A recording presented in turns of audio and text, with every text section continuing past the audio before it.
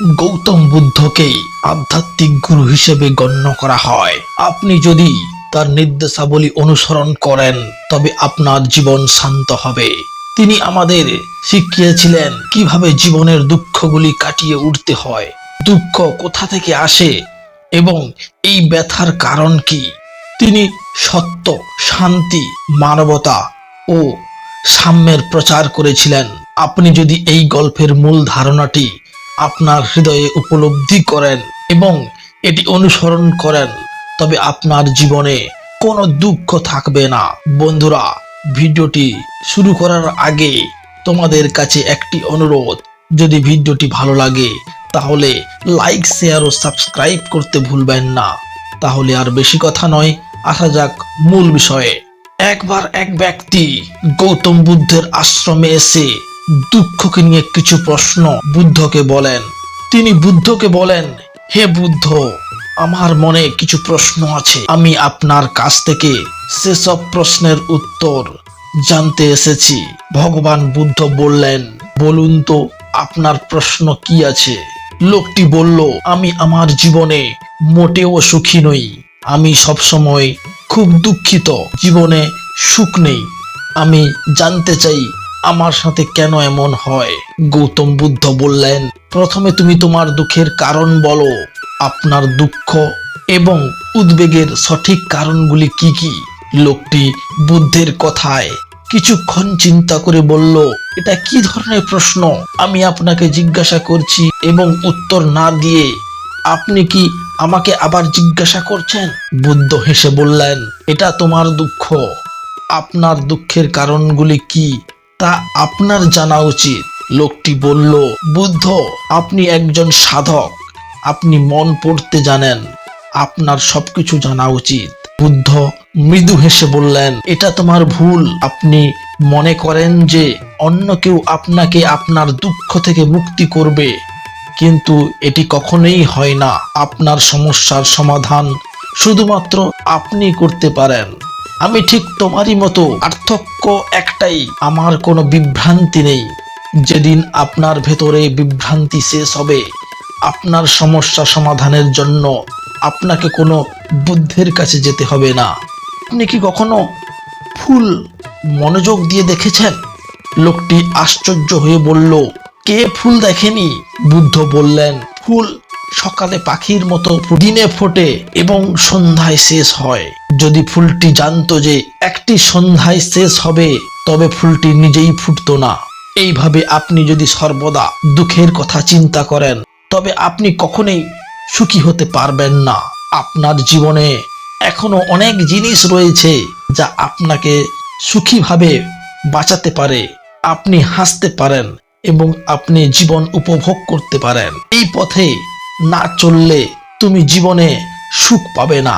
আমি তোমাকে পথ দেখাতে পারি, আমি তোমাকে পথ বলতে পারি, তবে তোমাকে তা করতে হবে, তবেই তুমি জীবনে সুখী হবে।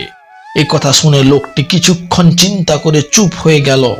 তিনি বললেন, কিন্তু বুদ্ধ, একটা জিনিস বুঝলাম না, আমার জীবনের সব সমস্যার সমাধান কি একেবারে সম্ভব নয়?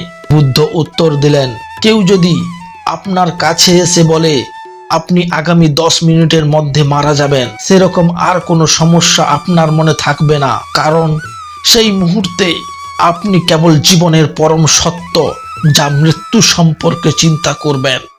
আপনার মনে হবে, সমস্যা নিয়ে চিন্তা করে লাভ নেই, আমি 10 মিনিট পরে চলে যাব।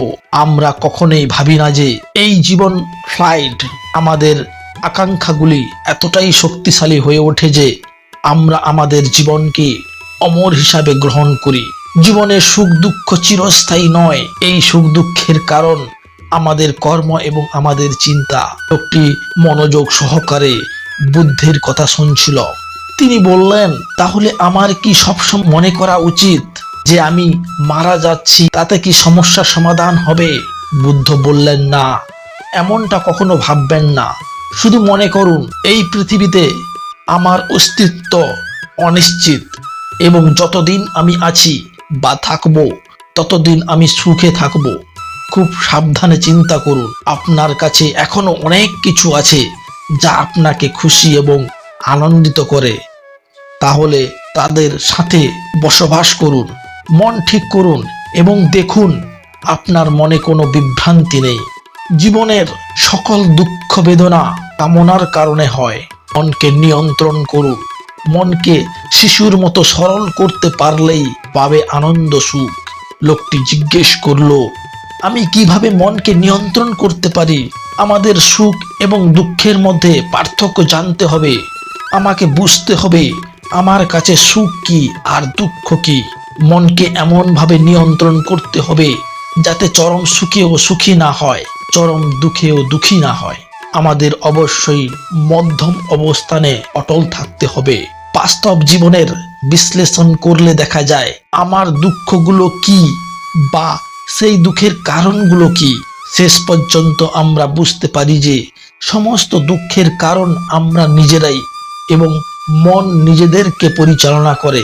তাই মনকে নিয়ন্ত্রণ করতে পারলে দুঃখের অবসান ঘটবে। যদি জীবন সম্পর্কে আপনার মনে সামান্য বিভ্রান্তি থাকে তবে নিজেকে বলুন, জীবন খুব ছোট এবং আমি এখানে দুঃখের দাস হইনি।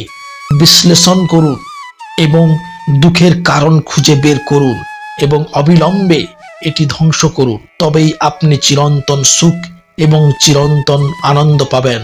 বন্ধুরা, তাহলে আজকে আমরা জেনে নিলাম বুদ্ধের কিছু গুরুত্বপূর্ণ বাণী যা আপনার জীবন থেকে দুঃখ কম করতে পারে। বন্ধুরা, তাহলে আজকের মতো এই পর্যন্ত। পরে আবার ফিরে আসব।